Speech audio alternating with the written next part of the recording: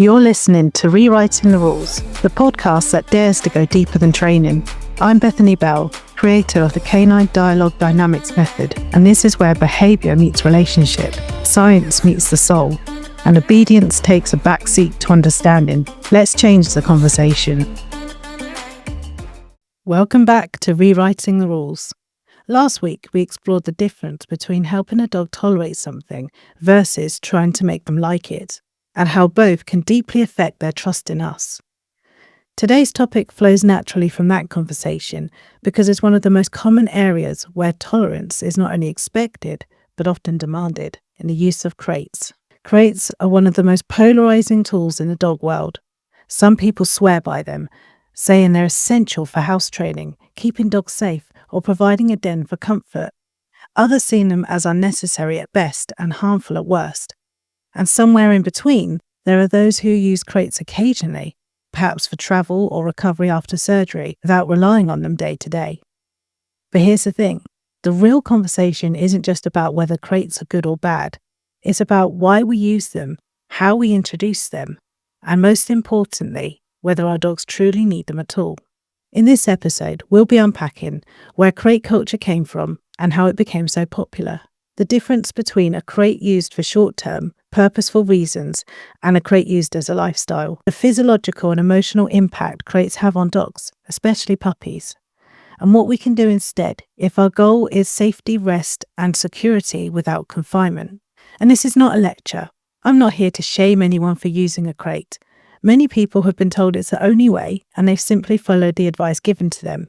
Instead, this is an invitation to look deeper, to ask better questions, and to explore more ethical, choice-led alternatives. Because once we start looking at crates through the lens of dialogue, consent and emotional well-being, we might just see that in a very different light. I do want to be transparent though. There was a time I used crates, and I promoted them without a second thought. I truly believed that they were the best things any dog could have. Like so many others, I've been told they were a necessity, that they gave dogs a safe space, that they helped with training, and that they were the kindest, most responsible choice. And I never questioned it. But as so many things in my journey, once I started looking deeper at the emotional impact, at what the science and real-life behaviour showed, at what dogs were really telling us, I realised that my well-intentioned belief was actually built on misconceptions. What I saw as the gold standard wasn't always what it was made out to be. But before we get into today's topic, I want to ask something really important of you. Please listen through to the end before deciding whether you agree or disagree. It's perfectly fine to disagree with me. In fact, I welcome it. But I encourage you to make sure that whatever your opinion is an informed one, rooted in understanding and not just repeating what you've been told or what's always been done.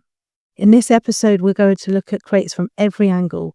The safety arguments, the idea of them being a safe space, the myth of dogs being den animals, and the situations where a crate might be necessary, and why some people use them to separate dogs. We'll explore both the practical realities and the emotional impact, because this is one of those topics where defences can go up quickly. So whether you're a long-time crate user, someone on the fence, or someone who's never used one at all, I invite you to listen with an open mind. And then, if you still disagree, at least you'll know exactly why you feel that way. So let's start with looking at the history of crate culture. How did we get here? If you look back just a few decades, crates weren't the household staple that they are today. In fact, in much of the UK, they were almost unheard of until the 1980s and the 90s. And even then, they were just used sparingly, usually in working dog kennels, veterinary settings, or during travel.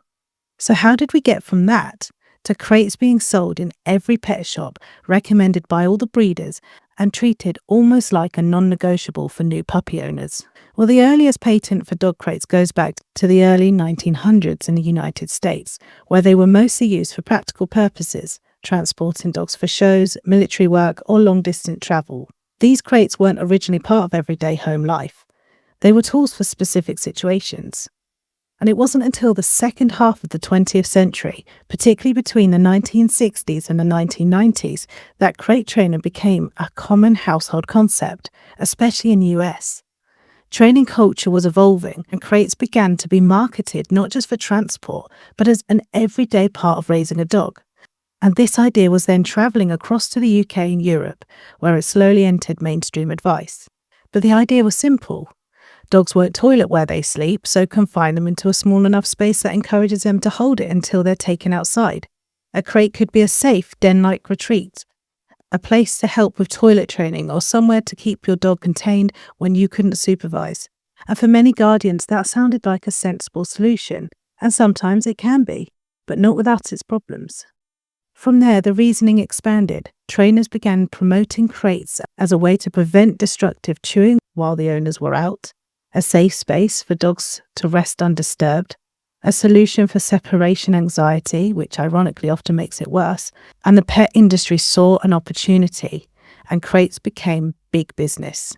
By marketing them as a den-like sanctuary, companies were able to reframe confinement as kindness. And because many people saw quick results of toilet training or damage control, crates gained a reputation as a must-have. But here's where it's important to pause.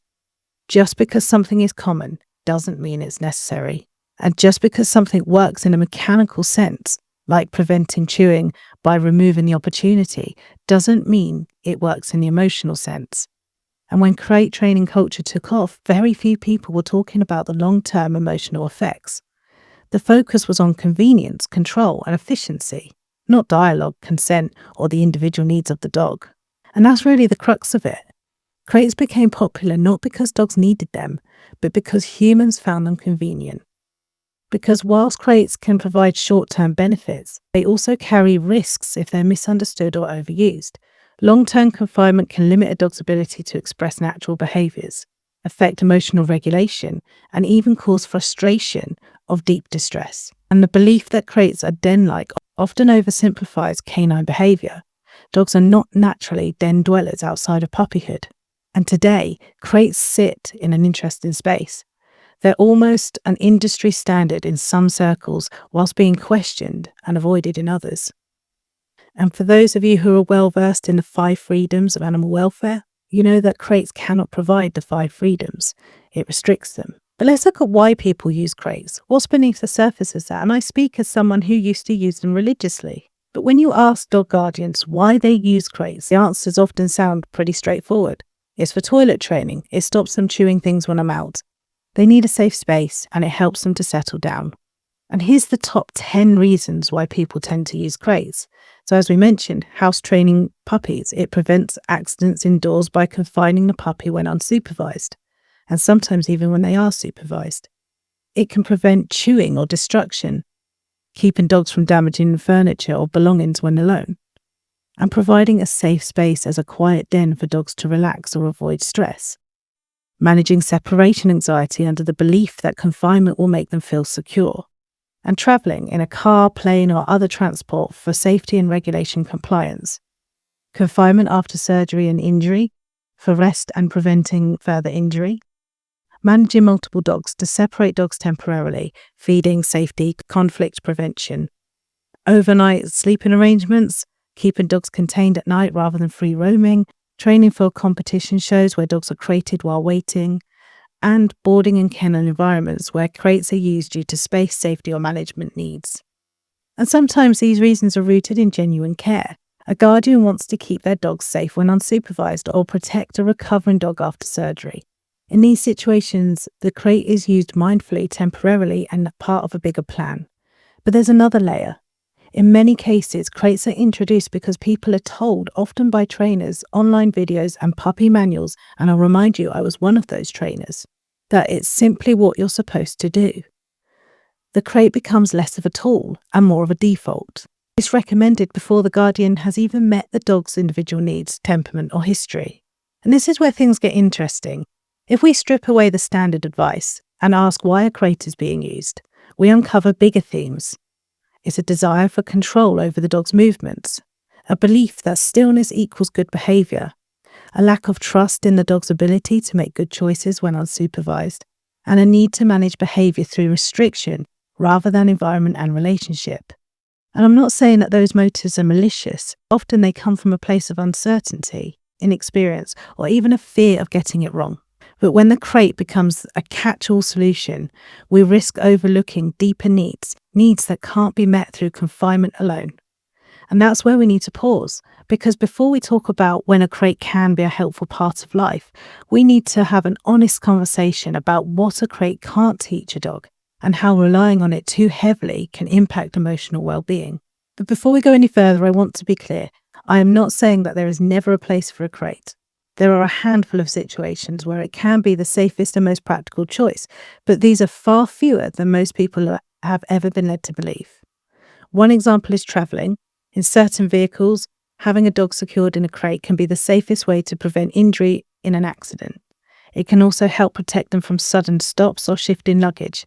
That said, this isn't the only way to travel safely. There are excellent crash-tested seatbelt harnesses and secure travel pods, but a crate can still be the best option for some setups. Another time you may see a crate used is post-surgery rest. When a dog needs to recover from an injury or an operation, vets often recommend crate rest to prevent overexertion. This can be important in some cases, but even here there are debates in the veterinary and behaviour world about whether long periods of confinement slow recovery in other ways, such as muscle loss, joint stiffness, or emotional distress. The key is whether it's truly medically necessary and how it's managed to minimise stress. And then there's separating dogs for safety reasons. In a multi-dog household, there may be situations, temporary or long-term, where two dogs may need to be kept apart to prevent a conflict. A crate can sometimes be part of that management plan, though often there are better alternatives, like using gates, playpens, or separation rooms. I'll be coming back to this in more depth later in this episode because this one's a little bit more complex and often misunderstood. Finally, there are some very specific safety or space-related circumstances. For example, someone may be living in temporary accommodation where leaving a dog loose is genuinely unsafe, perhaps due to exposed wires, unstable furniture, or hazards that they can't change. These situations tend to be the exception rather than the rule, and often they're transitional, not a long-term lifestyle choice. But the common thread here is that these are not everyday scenarios for most homes. They're edge cases. They're situations where a crate is a means to an end for safety, not the default piece of furniture for the dog's lifetime. And even then, the way that the crate is introduced, the length of time it's used for, and the way it's integrated into the dog's day all have a huge impact on how it's experienced. One of the things that really helped turn the tide for me and get me really thinking was when I realised that there was a small selection of countries that had actually banned crates, and I found this out when I was working with clients online. Some of these clients came from Finland, Sweden, and they told me that they couldn't use crates, and this was at a time when I was promoting crates. And this threw me. I was like, why would they even ban this? So I looked into it and I thought this was really strange because they were banning the crates based on ethical reasons. So this was my first introduction to really rethinking the use of crates. So let's talk about that. Where are they restricted? In Finland, they only allow crates for transportation, illness, or other temporary unacceptable reasons. Keeping a dog in a crate day to day or overnight is actually illegal. That kind of confinement is considered animal abuse. In Sweden, they have strict animal welfare laws that forbid keeping dogs in small enclosures below a minimal size requirement. Exceptions are limited to transport or temporary confinement, such as during vet visits or trials. And even then, the regulations specify that the enclosure must provide enough space, safety, and frequent walks, ideally every 2 to 3 hours. And in Spain, Spain's animal protection legislation prohibits devices or methods that limit an animal's mobility unless prescribed by a veterinarian. And crates, when used to limit movement without a health reason, are considered incompatible with animal welfare law. And these countries take such a hard line on this because the law stems from a foundational principle. Tolerating confinement is not the same as supporting welfare. In places where crate use is culturally or legally restricted, the aim is to promote natural movement, environmental enrichment, and emotional safety. Crates are only permitted where there is a clear health or safety justification, not because it's expected or convenient. And isn't that a striking contrast to us in the US, the UK, and other countries, where we see them as a necessity? But in countries like Finland, Sweden, and Spain, crates aren't just discouraged, they're regulated, and in some cases banned, except for travel and medical reasons. And that tells us there's a global shift towards recognising that dogs deserve space, mobility, and emotional freedom, not containment. So let's quickly go into one of the strongest arguments in favour of crates. It's the claim that dogs naturally seek out small enclosed spaces because they're den animals. And it's a phrase that sounds so convincing. I remember repeating this in my puppy classes, in every consultation I had. This was one of the lines I used to repeat before I developed CDD method and before I started to question the things I thought were common knowledge. It's a phrase that sounds convincing, but it's built on a misunderstanding of canine behaviour. And yes, wild canids do use dens, but only in specific life stages and for a specific purpose. For example, a wild mother will whelp and nurse her puppies in a den for the first few weeks of their lives to protect them from predators and environmental dangers. Once the puppies are mobile and able to regulate their body temperature, they quickly leave the den and begin exploring the outside world. Adult wild canids do not live in dens full time. They sleep in open spaces, in vegetation, and in spots with good visibility, because being confined limits their ability to escape danger. So while denning is a temporary and situational behaviour, crate advocates often treat it as a permanent species-wide preference. In reality, forcing a dog to spend extended periods of time in a crate is nothing like the natural denning behaviour of their ancestors. And there's a deep problem with this myth. When people believe that dogs want to be in crates because they are den animals, they may ignore signs of distress or discomfort. A dog lying quietly in a crate is not automatically content. They may simply have learnt that there's no point trying to get out, which is not the same thing as relaxed rest. And sure, some dogs do enjoy enclosed spaces. My dog Dave loves them. But it's usually about safety and comfort in a given moment, not about preferring to live that way all the time. And when they do, they often choose spaces that they can leave at will, under a table, in a corner, behind a sofa, not a locked cage. And the difference is choice. Dave always chooses to go under the bed, but he can leave that bed at any time. Framing crates as natural dens skips over the reality that dens in nature are temporary and voluntary. Adult dogs naturally rest in spaces where they can move freely and respond to their environment. Confinement changes the emotional context of the space. It becomes restraint, not sanctuary. And if we truly want to give dogs a safe, cozy retreat, it's better to create open, comfortable areas that they can come and go from freely, where the feeling of safety comes from their control over the choice, not our control over their movement. Because dogs are not den animals, not by any stretch. The term den animal has a specific meaning in ethology, the study of animal behaviour. A true den animal is one that spends the majority, if not all, of its life inside a permanent or semi-permanent enclosed shelter, leaving only for essential activities such as finding food, mating, or defending territory. So think of badgers who live underground in complex burrow systems year-round, or wombats who remain in their burrows during daylight hours and emerge mainly at night. Certain species of foxes, which maintain permanent dens in stable environments. These animals depend on their dens as main living quarters for survival. But dogs do not live this way. Domestic dogs, like their wild relatives, wolves, coyotes, African wild dogs, they use enclosed spaces only temporary and used for very, very specific reasons, as mentioned before, as like whelping and puppy rearing, or to avoid extreme weather. Outside of these rare and time-limited circumstances, dogs naturally sleep, rest, and spend their time in open areas where they can see and respond to their surroundings.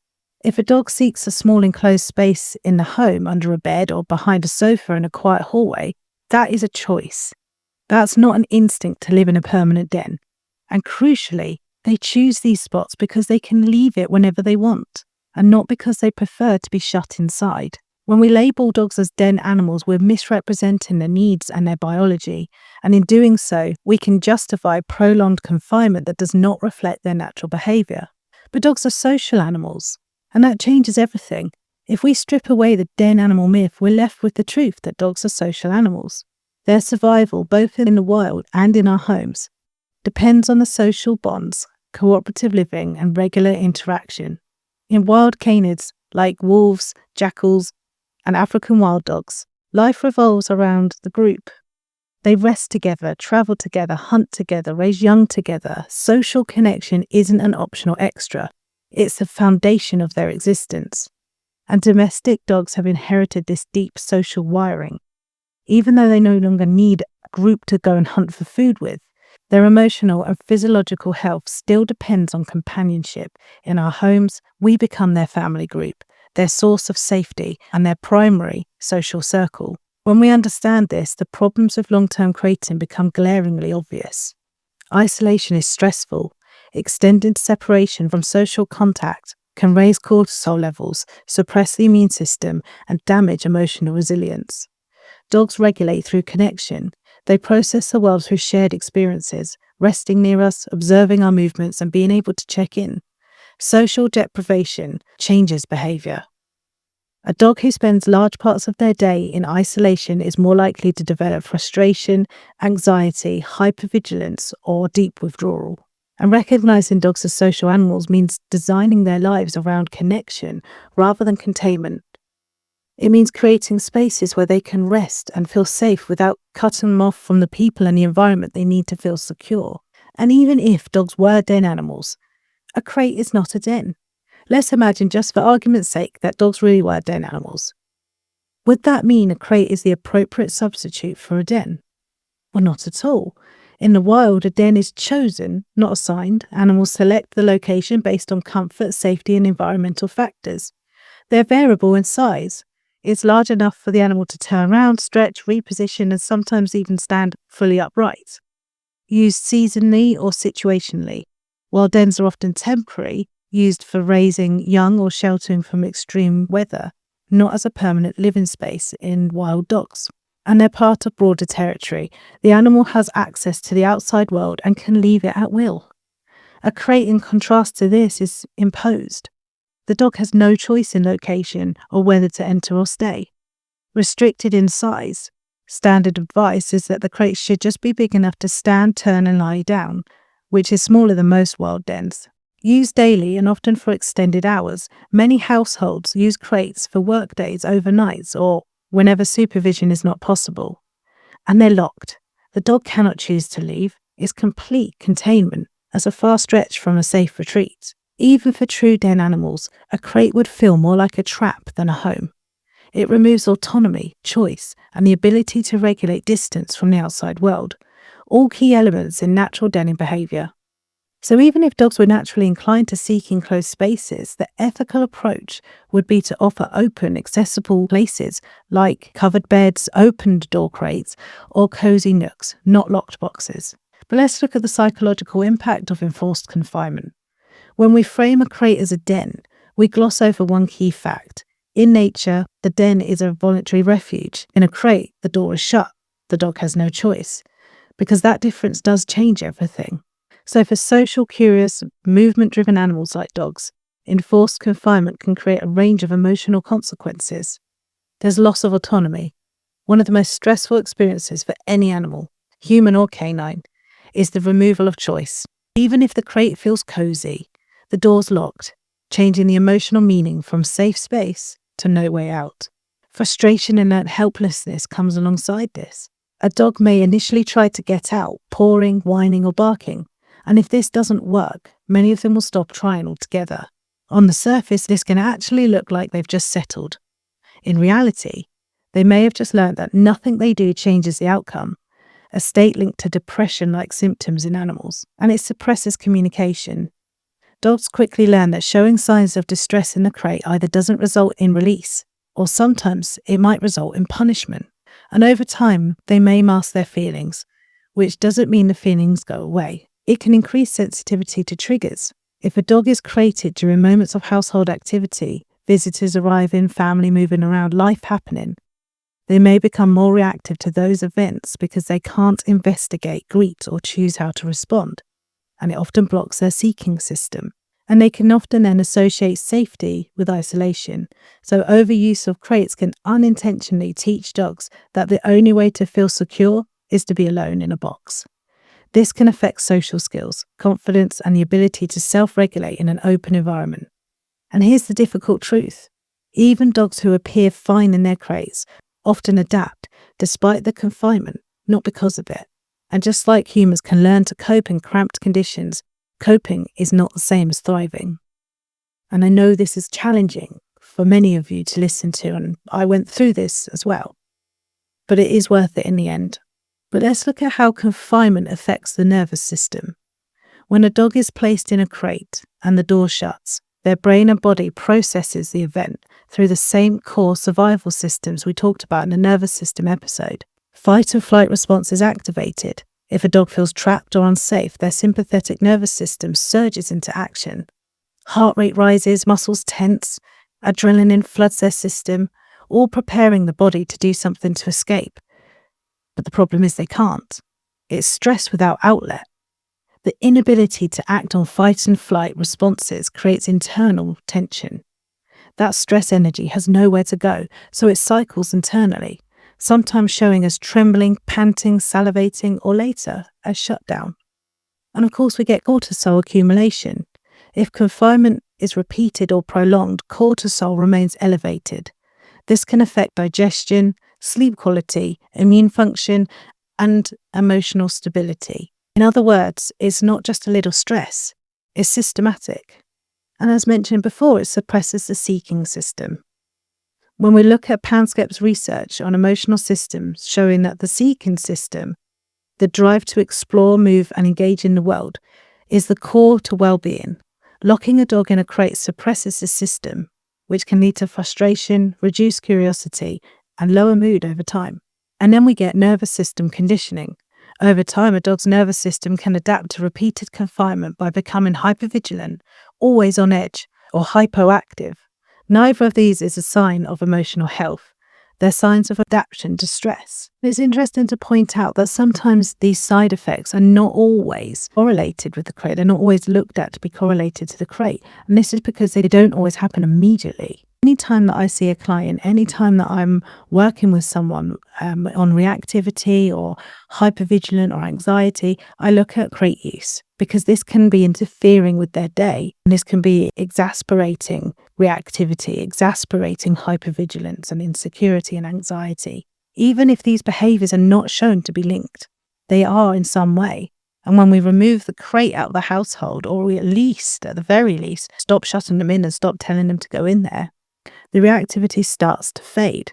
Not alone, we still use the CDD method, but it does have a huge impact. And that's from my experience and a lot of my clients' experiences. This is why so many dogs appear to love their crate, when in reality, their nervous system has just learned to stop reacting outwardly. And that's not calm behaviour. It's a quiet nervous system under strain, which is why in other areas of their life, they explode.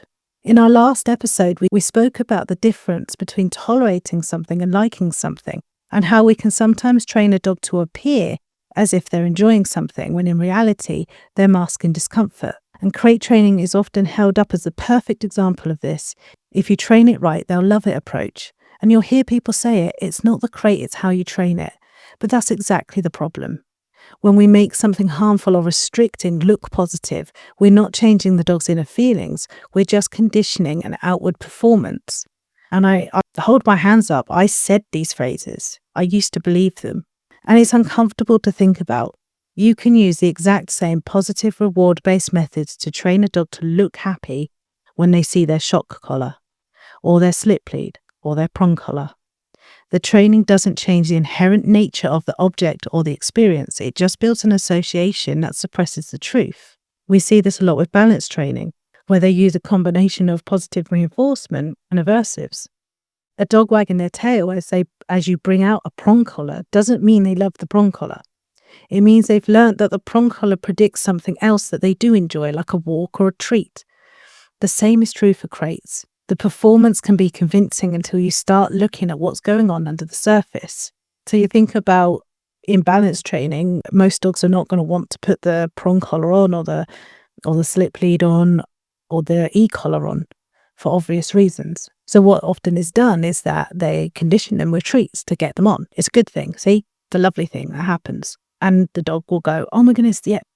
And they'll rush forward and they'll put their head through the collar and they'll voluntarily, or as it looks, voluntarily wear these things, which gives a defense, an inaccurate defense, that dogs love their prong collar, dogs love their e-collar. And when we use this same argument for crates, it doesn't make it any different. So this is where we come back to the nervous system. Because when we move past the appearance of excitement and actually look at what the brain and body are experiencing in moments of confinement, a very different picture emerges. Training a dog to like the crates is problematic for a few reasons, and the biggest is this: it interferes with honesty. When you work to make something appear enjoyable through conditioning, you can easily end up teaching a dog to override or mask their true emotional state. Instead of saying, "I'm uncomfortable here," they've learnt to perform a behavior that pleases you because that's where the reward lies. And over time, this can chip away at the ability to express discomfort clearly, which in turn chips away at your ability to notice it. And the danger here is subtle but serious. If a dog has been trained to act happy about going into the crate, you may miss the early signs of stress, anxiety, or frustration because you've been taught to read happy crate entry as consent. But consent isn't real if it's been trained through external motivators that override the dog's natural choice. There's also an emotional cost. If a dog learns that the only way to avoid pressure or to access what they want is to act in a certain way, they become trapped in a cycle where their inner needs are never fully met because the focus is on performance, not genuine emotional safety. And here's the irony in this. The harder you work to make a dog like something that limits their movement and autonomy, the more you risk making them quietly resentful of the very situation you've worked hard to sugarcoat. This doesn't just apply to crates, it applies to any tool or setting where you're prioritizing compliance over communication. And that's why in the CDD method, we focus on meeting needs first, listening to the dog's honest responses and only building tolerance in situations where there's no other choice, such as medical care or safety critical travel. Anything else is just masking. Another common argument is that crates should be a dog's safe space. And on the surface, it sounds lovely. Who wouldn't want their dog to have a place that feels safe? But when we look a little bit deeper, this is misleading. Your dog's safe space should not be a box in the corner. It should be the whole home, or at least a major portion of it. Every room they have access to should be somewhere they can move freely, rest comfortably, and trust that they're secure. If we're truly aiming for safety, then safety should not be compartmentalized into a tiny cage. Now, there's nothing wrong with offering your dog somewhere cozy and quiet if they choose it, a blanket-draped corner, a nook behind the sofa, or even a covered open crate with the door removed. But the key word here is offering. It's an option, not an enforced default. When we put the weight of safety onto a crate, it often speaks volumes about the rest of the environment. If the whole house isn't safe for them, why not? If they are genuinely unsafe areas, say a kitchen during cooking or a balcony with a gap, these can be restricted temporarily using baby gates or closed doors, without reducing their world to the size of a small pen. A dog should never have to choose between safety and freedom. The two can and should coexist. And another reason people feel the need to use crates is because they've been told that dogs, and especially puppies, must have enforced sleep time so they don't get overtired. Well, let's unpack this. On the surface, it sounds really caring. We all know how cranky or overtired toddlers can get, so the idea is simply transferred to dogs. But the problem is that the advice has been passed around without much evidence, and it's often based on outdated or exaggerated figures about how much dogs really need to sleep.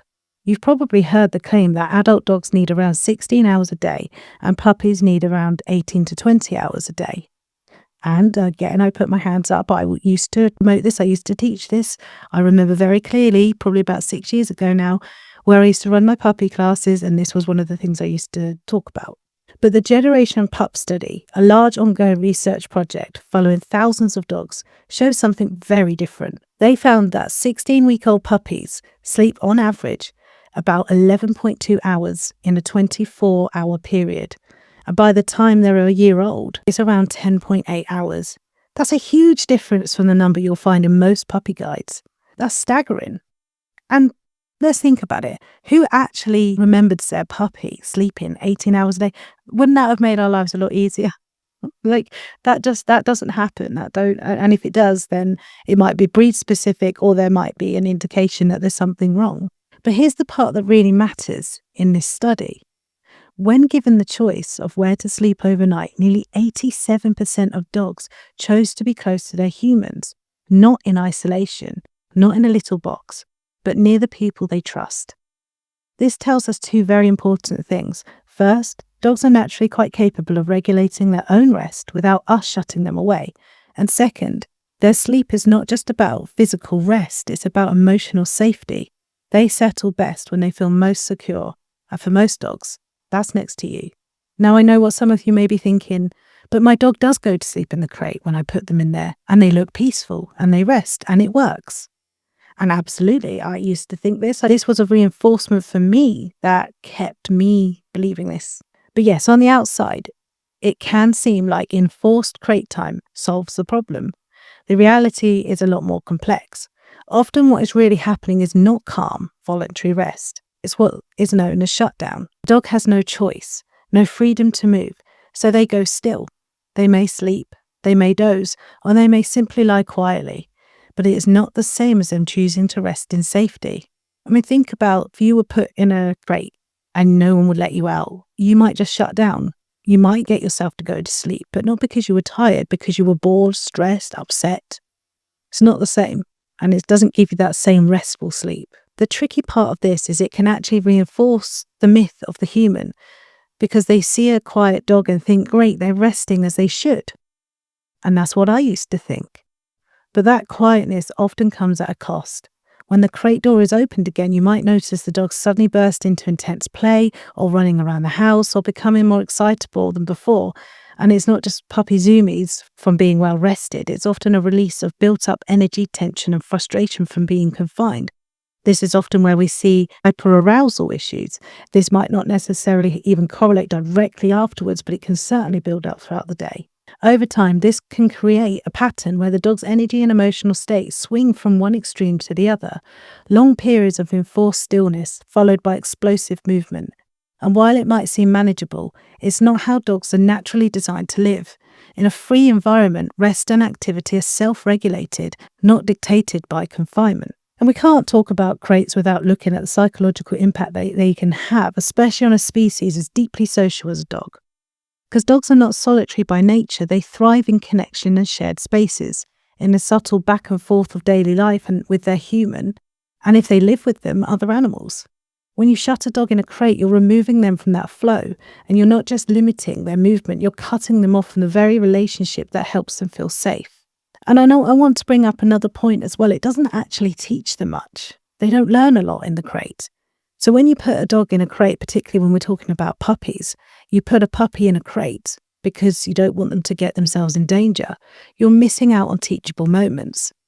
If you're there to supervise and provide safe boundaries where they don't have to be strict, but they do have to be safe, you'll realize that you can teach your dog how to refrain from putting themselves in dangerous situations in the first place. They're learning all the time. But when we put them away in a crate because it's easier, we miss out on valuable teachable moments, and so does our puppy. When we describe a crate as a safe space, for a truly social being, safety is not about being alone behind metal bars. Safety is about the freedom to choose where to be and who to be near and how to respond in their environment. And the irony is that what we call a safe space can actually be creating feelings of vulnerability. The dog is trapped, unable to move away if something worries them, unable to approach if they want comfort. They have no control. And that loss of autonomy is huge.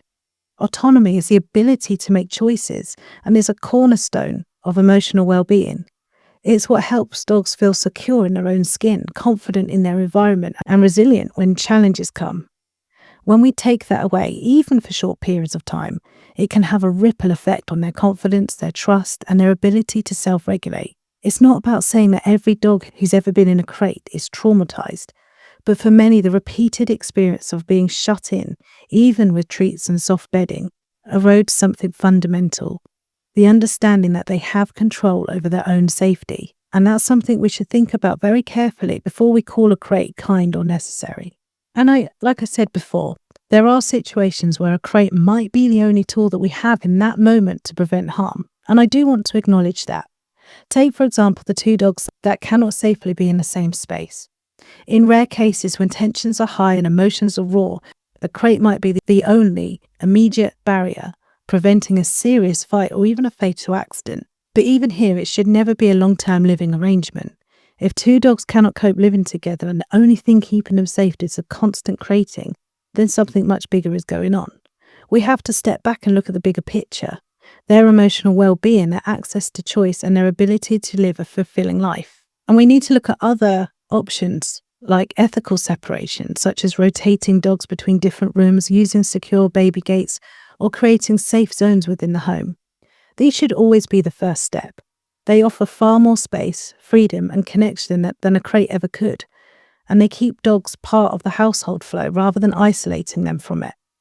But if those ethical options truly are not possible, and if the dogs' lives are spent mostly separated with minimal interaction of shared time with their human family, we need to ask a very difficult but important question. Is this the best quality of life for them? But that's a bigger conversation, one that I'll be dedicating a full podcast episode in the future.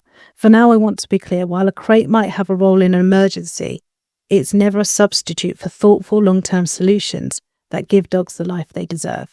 Another argument I sometimes hear for crates is a lack of space. Tiny homes, flats, or situations where there isn't a dedicated room for the dog. And it is true that dogs don't need a sprawling mansion to be happy. They can thrive in small spaces if their emotional, physical, and social needs are met. But the important part is that in these situations, crates should be used sparingly, if at all, and only for genuine safety reasons. A small home doesn't mean a dog should have even less space by being confined to a box. In fact, the smaller the home, the more important it is to keep space open and widely available to them. If safety is the concern, for example, keeping them away from a kitchen while you're cooking, a baby gate or a playpen can do the job without forcing them into complete isolation. Even in tiny apartments, you can create zones: a soft bed in a quiet corner, or a space by the window, or a cozy place where they can watch you work. Dogs don't measure their happiness in square footage. They measure it in comfort, security, connection, and freedom of movement. A small home can absolutely meet all of those needs, but only if we don't take away the little space they have by over-relying on the crate.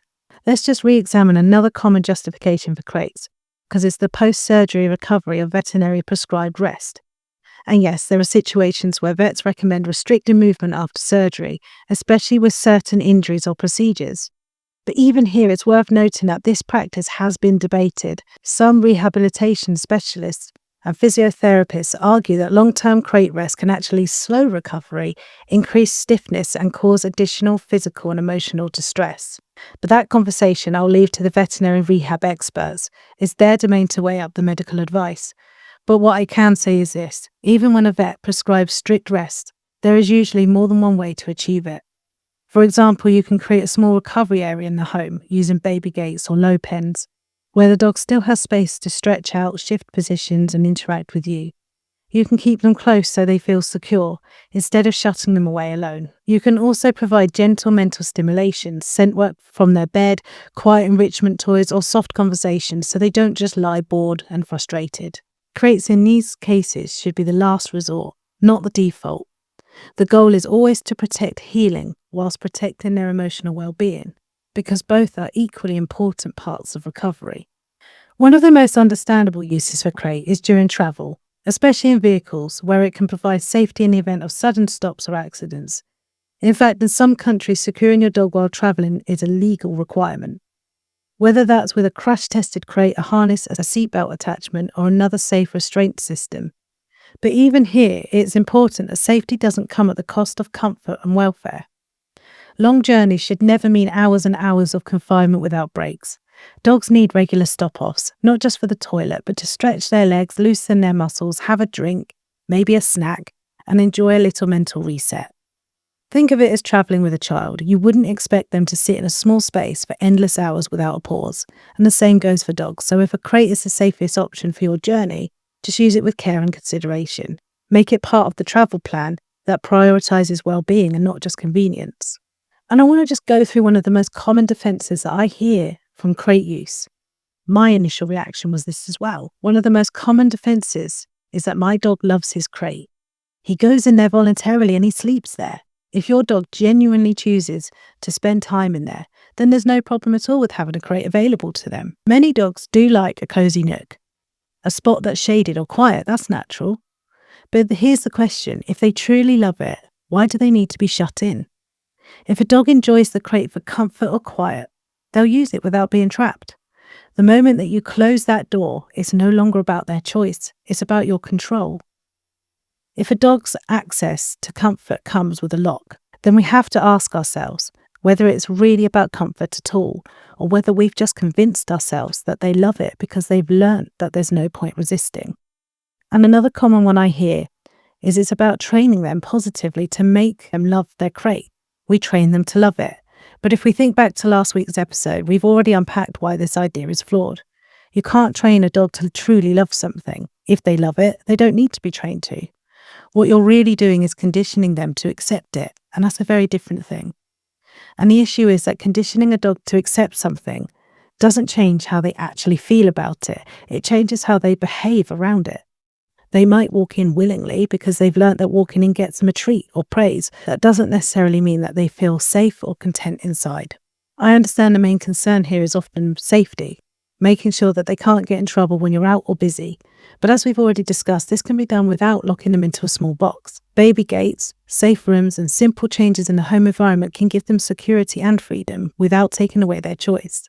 So here's something I'd just like you to think about. If we stripped away all the clever marketing, all the cozy product photos, and replaced the word crate with the word cage, does that change how you feel about it? Because that's what it really is, a cage.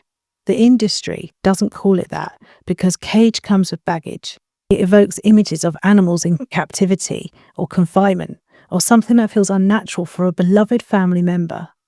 Crate, on the other hand, it feels softer, more neutral, almost practical. But the bars are still there, the door is still there, and the lock is still there. This is not accidental. Language shapes perception, and marketing uses softer, friendlier terms to make something more acceptable, so that it doesn't challenge our empathy too directly. And here's the real question. If we truly believe that our dog's crate is a safe haven, would calling it what it is, a cage, still sit well with us? Or does that single change in language make us more aware of what it actually represents? And let's just really think about this for a moment. If the crate door didn't have a lock, would you still feel that it was just as effective? And if not, what does that tell us about its true purpose? If you had to spend most of your day locked in a cage, even if it was nicely set up, how would that change the way that you felt about your surroundings? Would you call it your safe space, or just a place you had to be? If you had the choice between lying in a comfortable bed in an open, quiet room, or lying in the same bed but with bars around you and the door shut, which would you choose? And if your dog's crate really is their safe space, why does it even need to be locked at all? If safety is the goal, are there other ways to achieve it without isolation? And finally, if the only way to convince someone that a cage is a good thing is through clever marketing, language softening, and a heavy dose of conditioning, is it truly the cage they love or the absence of choice they've been taught to accept? So when we strip away the marketing gloss, the softened language, and the "it's just what people do" mentality, a crate is still a cage, and a cage, no matter how cozy it looks, will never replace the freedom, choice, and security that comes from knowing the whole home is safe. And that doesn't mean they aren't rare, specific times when you might need to use one, but it does mean that we have to be brutally honest with ourselves about why, for how long, and whether there's more ethical alternatives. If you listen this far, thank you, because these are not easy conversations. It's not always comfortable to challenge something that's so widely accepted, but together we're rewriting the rules. And that means questioning the things that we've been told to believe, even when they've been sold to us as kindness. Thank you for being here with me, for leaning into the difficult questions, and for being open to seeing the world through your dog's eyes. In our next episode, we're taking the same spirit of curiosity and compassion into the earliest chapter of a dog's life, puppyhood. We'll be rethinking the so-called musts of raising a puppy, looking at the hidden truths behind common advice, and uncover what truly lays the foundations for a confident, connected dog. Thank you for rewriting the rules with me. See you next Thursday.